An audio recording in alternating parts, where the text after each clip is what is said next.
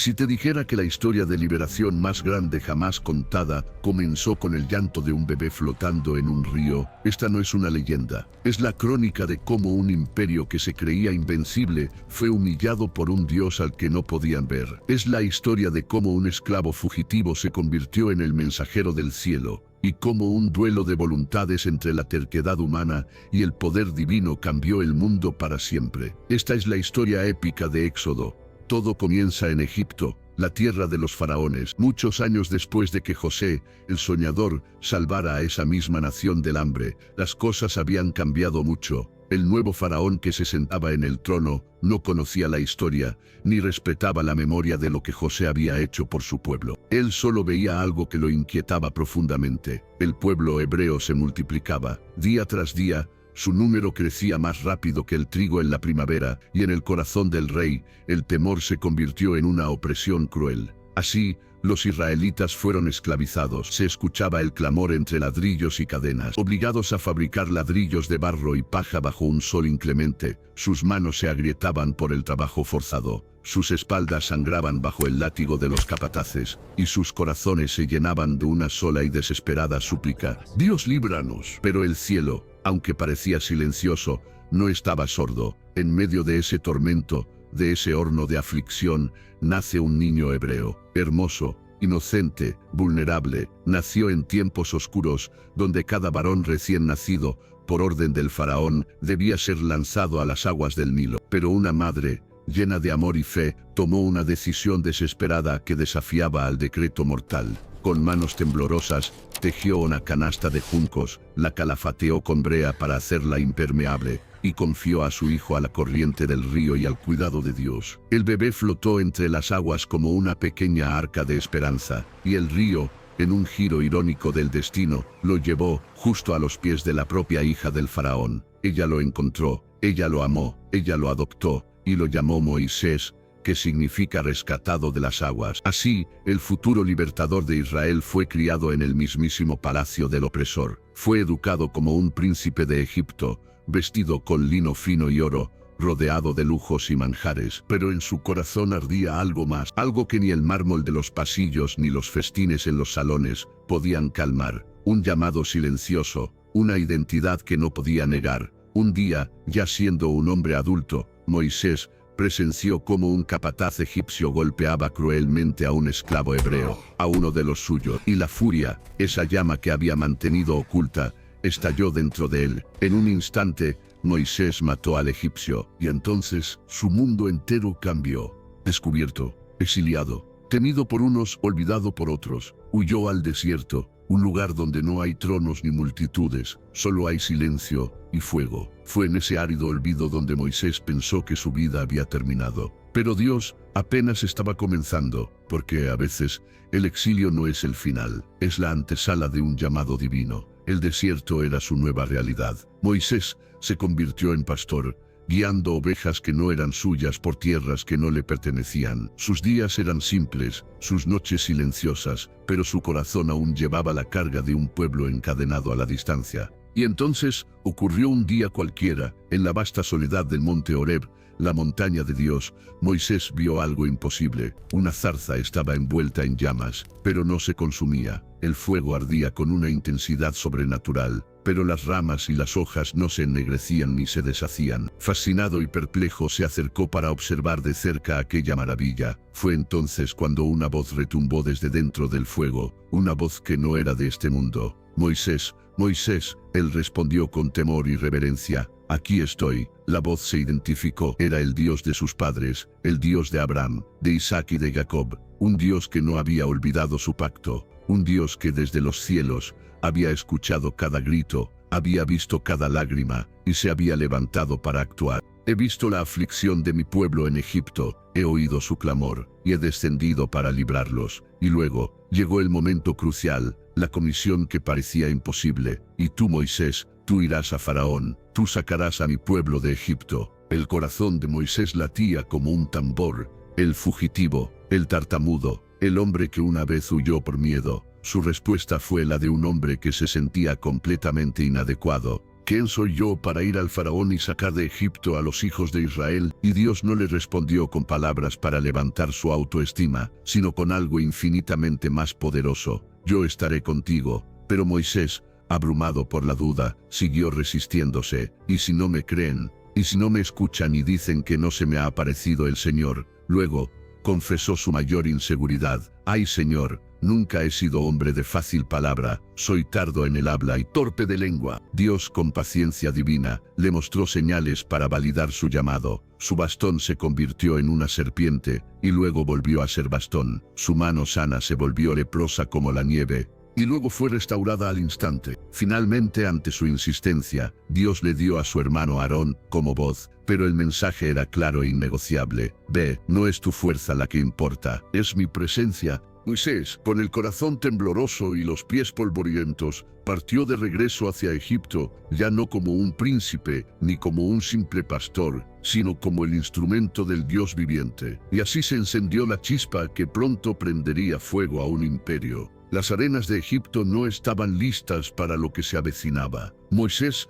regresó a la tierra que lo vio nacer y huir, ya no como un fugitivo, sino como el mensajero del Dios eterno. A su lado, Aarón, su hermano y portavoz. Juntos caminaron entre las imponentes columnas de piedra y los guardias armados hasta llegar al trono más temido del mundo. Allí, sentado en toda su arrogancia, estaba el faraón, el hombre que se creía un dios en la tierra. Y ante él, Aarón proclamó el mensaje divino: así dice el Señor, el Dios de Israel, deja ir a mi pueblo para que me celebre fiesta en el desierto. Faraón se rió. Su rostro era una máscara de desdén. ¿Quién era ese Dios del que hablaban? ¿Y por qué él, un Dios viviente, debería obedecerlo? No conozco al Señor, dijo con frialdad, y no dejaré ir a Israel. Pero esa respuesta, esa desafiante negativa, no detuvo a Dios. Lo que siguió fue un despliegue de poder como jamás se había visto en la historia, una guerra espiritual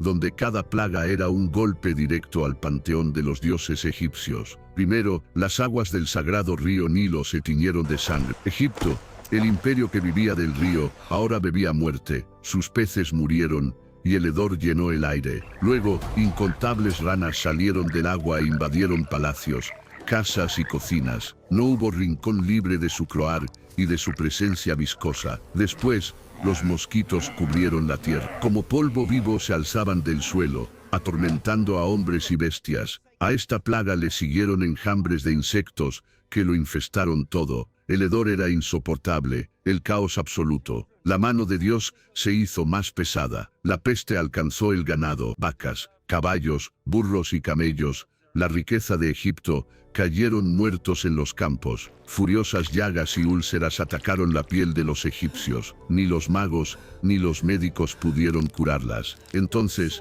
el cielo mismo rugió con granizo y fuego mezclados. Una tormenta sobrenatural partía árboles, destruía cosechas y mataba a hombres y animales que no estaban a cubierto. Tras la devastación, langostas devoraron lo poco que quedaba. El verdor de Egipto desapareció bajo un mar de bocas hambrientas. Y luego, la oscuridad. No una noche normal, sino una tiniebla tan densa que se podía tocar. Durante 3 días, el sol, el dios Ra, fue vencido. No hubo luz, no hubo esperanza. Cada plaga no era solo un castigo, era un mensaje contundente: yo soy el Señor. Y sin embargo, con cada golpe, el corazón de Faraón se endurecía, hasta que llegó la advertencia final. Moisés se presentó ante Faraón una vez más, esta vez con una mirada que ya no titubeaba, y una voz que llevaba el peso de un juicio inminente. Así dice el Señor: a la medianoche, yo pasaré por en medio de Egipto, y morirán todos los primogénitos en la tierra de Egipto. Desde el primogénito del faraón que se sienta en el trono hasta el primogénito del esclavo. Un silencio sepulcral cayó sobre la corte. Este ya no era un simple conflicto político, era una guerra espiritual que había llegado a su clímax. El juicio anunciado se acercaba como una sombra silenciosa. Moisés, guiado por la voz divina, instruyó al pueblo de Israel con detalles que no eran solo rituales, eran estrategias de vida o muerte. Cada familia hebrea debía tomar un cordero, uno sin defecto, y sacrificarlo. no por hambre, no por tradición, sino como un acto profético de fe. Con la sangre de ese cordero debían pintar los dinteles y los 2 postes de los marcos de sus puertas, una señal, una marca, una frontera visible entre el juicio que vendría y la misericordia que los cubriría. Cuando vea la sangre, había dicho el Señor, pasaré de largo. Aquella noche Egipto dormía, pero el cielo no. Los hebreos,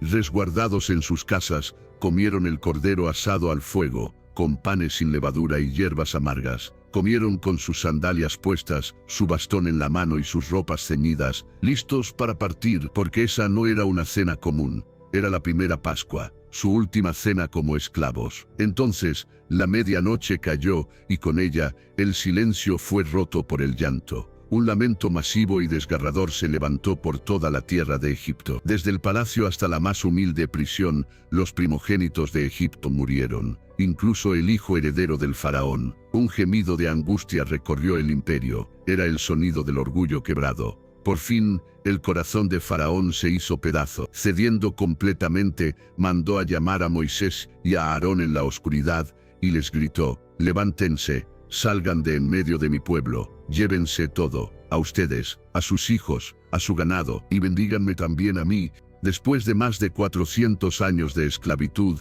los hebreos salieron de Egipto. Marcharon no como fugitivos, sino como un ejército libre, con las riquezas de los egipcios en sus manos y la promesa de una tierra propia por delante. Dios los había liberado con mano poderosa, pero la historia no había terminado. Mientras ellos caminaban hacia el desierto, el corazón del faraón, voluble y lleno de ira, comenzó a arrepentirse. La furia por la humillación lo consumió, y con ello nació la persecución final. El pueblo de Israel marchaba por el desierto, guiado por algo más que el viento y las estrellas. Una columna de nube los cubría del sol abrasador durante el día, y esa misma columna se transformaba en fuego para iluminarlos y calentarlos por la noche. Era la presencia visible y viva de Dios, liderando el éxodo hacia la tierra prometida. Pero mientras celebraban su recién ganada libertad, una nube de polvo se alzó ominosamente detrás de ellos. Faraón había cambiado de parecer, con sus 600 mejores carros de guerra,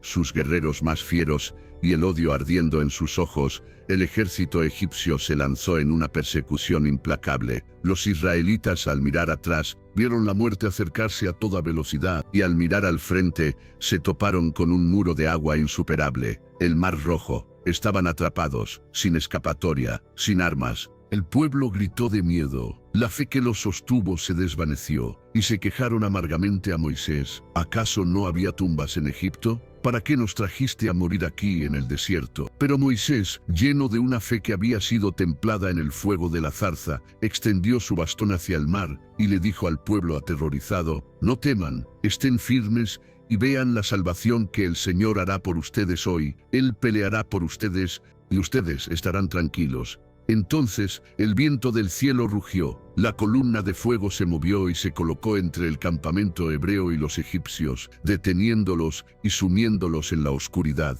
Y frente a los ojos atónitos de todos, el mar comenzó a abrirse. El agua se levantó como 2 murallas líquidas a cada lado, dejando un camino de tierra seca en medio del lecho marino. Una autopista divina, tallada por la mano del Creador. Israel cruzó, hombres, mujeres, niños y animales, todos caminaron entre las aguas como si fuera tierra firme. Cada paso era un acto de fe, cada paso era un latido hacia la libertad definitiva. Y cuando el último hebreo salió del mar, los egipcios, cegados por su arrogancia, entraron al mismo camino. Pero entonces, el Señor actuó. Las ruedas de sus carros de guerra se atascaron. El pánico se apoderó de los soldados. Y cuando Moisés volvió a extender su bastón sobre el mar, al amanecer, las aguas rugieron de vuelta a su lugar. El mar cerró su boca sobre el ejército más poderoso del mundo. Ni un solo soldado sobrevivió. Y allí, en la orilla de la libertad, el pueblo no solo se sintió libre, se sintió redimido. Miriam, la hermana de Moisés, alzó su pandero y comenzó a cantar. Y el pueblo entero la siguió en un coro de victoria. Cantaré al Señor, porque se ha glorificado grandemente. Caballo y jinete arrojó al mar. Israel era libre, pero la libertad trae consigo preguntas. ¿Y ahora qué? ¿Dónde comeremos? ¿Dónde beberemos? ¿Quién nos guiará? cuando el camino sea incierto. Dios los había sacado de Egipto con poder. Ahora, Él quería sacar a Egipto de sus corazones, pero el pueblo olvidaba rápido. Apenas 3 días de camino y el agua comenzó a escasear. Cuando al fin encontraron un manantial, sus aguas eran amargas, imposibles de beber. El pueblo murmuró contra Moisés, pero Dios, paciente, le mostró a Moisés un árbol. Él lo lanzó al agua, y el agua se volvió dulce. Luego vino el hambre, y una vez más, los lamentos se alzaron. Ojalá hubiéramos muerto en Egipto, cuando nos sentábamos junto a las ollas de carne. Pero el cielo abrió su panadería. Cada mañana, como un rocío misterioso, caía del cielo el maná, un pan celestial con sabor a miel. Y cuando pidieron carne, llegaron codornices traídas por el viento. Cada día Dios proveía, pero con una condición: no acumular, porque la provisión no era solo sustento, era un entrenamiento diario en la fe. Confía en mí hoy, espera en mí para mañana. Y en medio del desierto, cuando la sed volvió a atormentarlos, Moisés golpeó una roca por orden de Dios, y de ella brotó agua viva para todo el pueblo. Sin embargo, el pueblo seguía oscilando entre la gratitud y la queja, entre la alabanza y la duda. Y aún así, Dios no los abandonaba, porque el desierto era más que un lugar de castigo, era una escuela de preparación. Y entonces llegó el momento en que la columna de nube se detuvo al pie de una montaña imponente, el monte Sinaí. Allí, el pueblo acampó, y Dios descendió, no en susurros, sino en truenos, fuego y un temblor que sacudió la tierra. El campamento estaba en silencio, pero el cielo no. A la mañana del tercer día, el monte Sinaí se estremeció. Truenos rugían, relámpagos cortaban el cielo, y una espesa nube cubría la cima. Una trompeta sobrenatural sonaba cada vez más fuerte, como si el universo entero se preparara para una proclamación eterna. El pueblo temblaba de pavor. Incluso Moisés, el mensajero del Altísimo, estaba sobrecogido, porque Dios mismo estaba descendiendo. Y entonces, en un acto que marcaría la historia de la humanidad, el Señor habló. Su voz no era como la de un hombre, era como 1000 océanos golpeando las rocas al mismo tiempo. Allí, en medio del fuego, Dios no entregó un poema ni un canto, entregó la ley, los 10 mandamientos. No tendrás otros dioses delante de mí, no te harás ídolos, no tomarás su nombre en vano, guardarás el día de reposo, honrarás a tu padre y a tu madre, no matarás, no cometerás adulterio, no robarás, no darás falso testimonio, no codiciarás. Estas no eran simples reglas, eran un pacto sagrado, el fundamento de una nación que debía reflejar el carácter de su Dios. Pero el pueblo no pudo resistir la santidad abrumadora de ese momento. El sonido de la voz divina era tan poderoso que suplicaron a Moisés: háblanos tú, y escucharemos, pero que Dios no nos hable más directamente o moriremos. Moisés subió al monte, solo, para entrar en la nube de la gloria. Allí estuvo 40 días y 40 noches, sin comer ni beber, envuelto en la presencia pura de Dios. Allí, Dios le entregó 2 tablas de piedra escritas por su propio dedo. Le reveló leyes para la sociedad, los diseños exactos del tabernáculo, e instrucciones para que su presencia pudiera habitar entre ellos. Era un momento santo, definitorio, pero abajo, en el campamento, algo terrible estaba ocurriendo. Mientras el legislador estaba en la cima, el pueblo se impacientó, y lo que no se imaginaban era que esa espera se convertiría en una traición espantosa. 40 días sin Moisés, 40 días sin saber qué ocurría allá arriba en la montaña humeante. Y el pueblo comenzó a murmurar, la misma impaciencia que mostraron en el desierto. No sabemos qué ha sido de este Moisés que nos sacó de Egipto. Haznos dioses que vayan delante de nosotros. Y Aarón,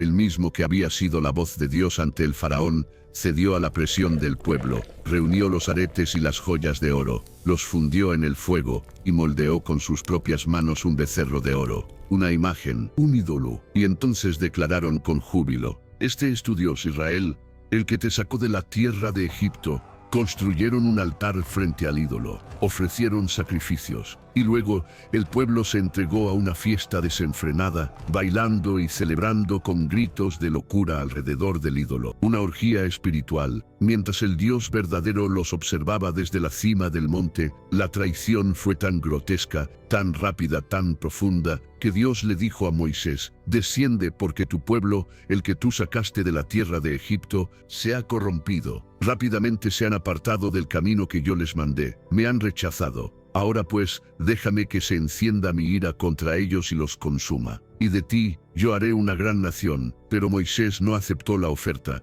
En ese momento demostró ser un verdadero pastor. Se postró ante Dios, lloró, suplicó. No defendió el pecado del pueblo, sino que apeló al pacto, al nombre de Dios, a su misericordia. Si los destruyes, los egipcios se burlarán. Dirán que los sacaste para matarlos en los montes, y si vas a borrarlos, te ruego que me borres a mí también del libro que has escrito. Y Dios escuchó, no por la justicia del pueblo, sino por la increíble intercesión de un líder que amaba a su gente con el corazón de un pastor. Moisés descendió del monte, y al ver con sus propios ojos el caos y la idolatría, la ira santa lo consumió. Lanzó las tablas de piedra al suelo, y las rompió al pie del monte. Era un símbolo claro. El pacto había sido quebrantado por el pueblo. Quemó el becerro en el fuego, lo molió hasta convertirlo en polvo fino, lo esparció en el agua, y obligó al pueblo a beber esa agua amarga de su propio pecado. Ese día se hizo justicia. 3000 hombres murieron por la espada,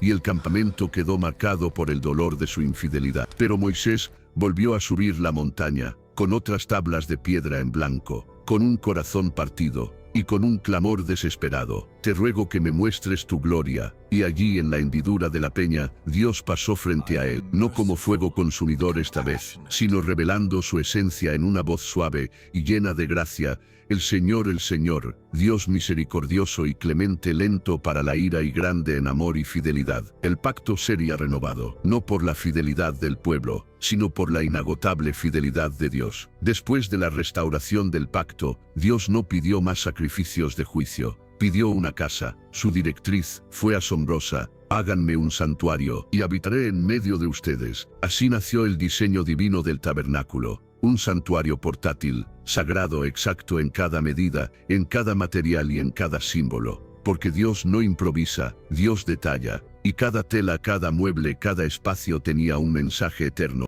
Estaba el arca del pacto, la caja de madera de acacia cubierta de oro puro, que contenía las tablas de la ley, una vasija con maná y la vara de Aarón que había reverdecido. Encima, los querubines de gloria, tocando sus alas. Allí, en ese lugar santísimo y oculto, estaría la presencia misma de Dios. Estaba el candelabro de 7 brazos, de oro puro, símbolo de la luz divina que nunca se apaga. La mesa con los panes de la proposición, recordando la provisión constante de Dios, y el altar del incienso, de donde subía una fragancia continua como las oraciones de los justos. Y alrededor, sirviendo, estaban los sacerdotes, vestidos con ropas santas, consagrados para interceder, un puente entre el cielo y la tierra. El pueblo que había sido liberado, ahora estaba siendo formado en una nación santa, con leyes, con un sistema de adoración y con un propósito divino. Durante meses trabajaron juntos. Cada uno trajo lo que tenía: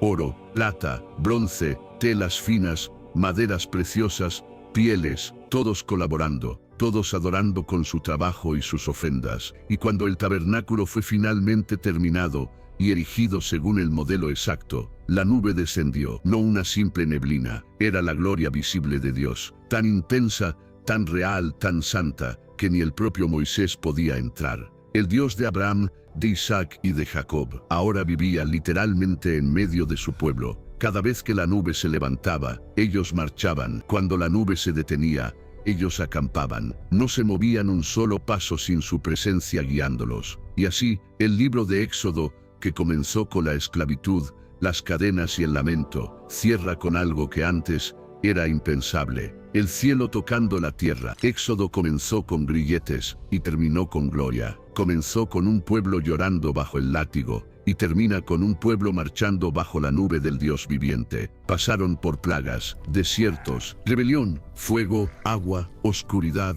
y aún así, la presencia de Dios nunca los abandonó. ¿Por qué es tan importante esta historia? Porque Éxodo no trata solo de Israel saliendo de Egipto, trata del carácter de un Dios que entra en la historia para rescatar a su creación. La zarza ardiente sigue siendo un símbolo del llamado divino. La voz de Yo Soy sigue hablando a través de los siglos. El mar rojo sigue siendo un testimonio del poder que abre caminos donde no los hay. Y la gloria de Dios sigue anhelando descender sobre los corazones que le rinden su adoración. Cada página de Éxodo apunta hacia un mayor libertador, uno que no solo sacaría a su pueblo de la esclavitud física, sino de la esclavitud del pecado. Moisés fue el mensajero, pero él apuntaba al cumplimiento. El Cordero Pascual salvó a los primogénitos de la muerte, pero era una sombra del Cordero de Dios, que quita el pecado del mundo. La ley fue escrita en tablas de piedra, pero la promesa es que sería escrita en nuestros corazones. Dios habitó en una tienda hecha por hombres, para mostrar que un día,